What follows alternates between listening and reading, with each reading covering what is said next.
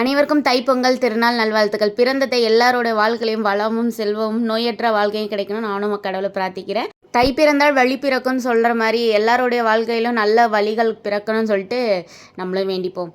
அதுக்கப்புறமா இன்னைக்கு காலை எழுந்திரிச்சு லேட்டு கடகணும் துணியெல்லாம் தூக்கி போட்டு அவசரம் மருமக போட்ட குளத்தை வீடியோ எடுக்கலாம்னு சொல்லிட்டு காலையிலே வந்துட்டேன். அதுக்கப்புறம் லேட் ஆகிடுச்சுன்னா எல்லாம் பைக் எடுக்க வேண்டாம், மாடுலாம் போய் கொஞ்சம் கலைஞ்சிருமே சொல்லிட்டு காலையிலே வீடியோ எடுக்க போயிட்டேன். அது வீடியோ எடுத்துகிட்டு வந்தேன். ஹஸ்பண்ட் டிஃபன் வாங்கிட்டு வந்தாங்க. போய் குளிச்சு எல்லாம் ரெடி ஆகிட்டு டிஃபன் வாங்கிட்டு வந்தாங்க. நானும் துணியெல்லாம் துவச்சி காய வச்சிட்டேன் ஹஸ்பண்ட் கிளம்புறதுக்குள்ளார. இதில் போகும்போது ஹஸ்பண்ட் ஒரு ஸ்டைல் வேறு பண்ணாங்க. சரின்னு அவங்களுக்கும் நம்மளும் ஸ்டைலாகவே ஒரு பாய் ஒன்று சொல்லிவிட்டு அவங்கள வழி அனுப்பிச்சி வச்சுட்டேன். அதுக்கப்புறமா ஹஸ்பண்டோட ஓனரும் அவங்க ஃப்ரெண்டும் லஞ்சுக்கு வராங்கன்னு சொன்னாங்க. ஏன்னா இன்றைக்கி பொங்கல்னால ஹோட்டல் எதுவும் இருக்காது, அதனால் நீ வீட்டில் செஞ்சிருப்பா அப்படின்னாங்க. நமக்கு கொஞ்சம் ஹெல்த் இஷ்யூன்றனால என்னால் கடகன்னு செய்ய முடியாது, நான் பொறுமையாக தான் செய்வேன் அப்படின்னு சொல்லிட்டேன். சரி நாங்கள் வர 2 மணி நாளும் ஆகும், நீ பொறுமையாகவே செய்ய அப்படின்னாங்க.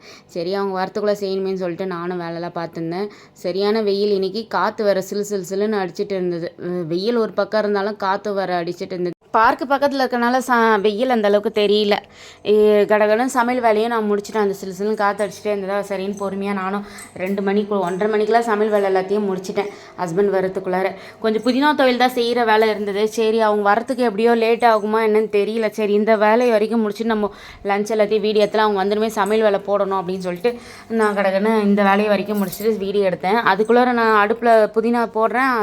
ஹஸ்பண்டும் வந்துட்டாங்க, அவங்க ஃப்ரெண்டும் வந்துட்டாங்க. சரி ஓகே அது அப்புறம் பண்ணிக்கலாம் அப்படின்னு சொல்லிட்டு அதை எடுத்து ஓரம் கட்டிட்டேன்.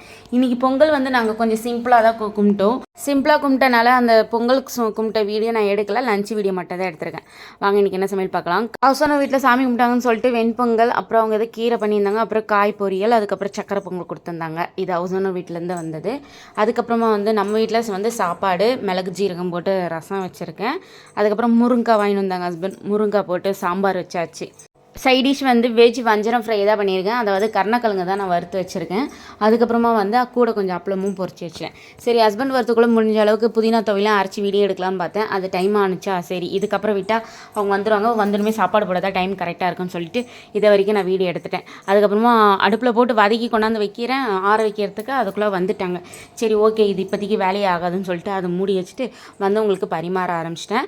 மீதி வீடியோ பார்ட் 2 வீடியோவில் அப்லோட் பண்ணுறேன். மறக்காமல் சப்ஸ்கிரைப் பண்ணி பாருங்கள். பாய்.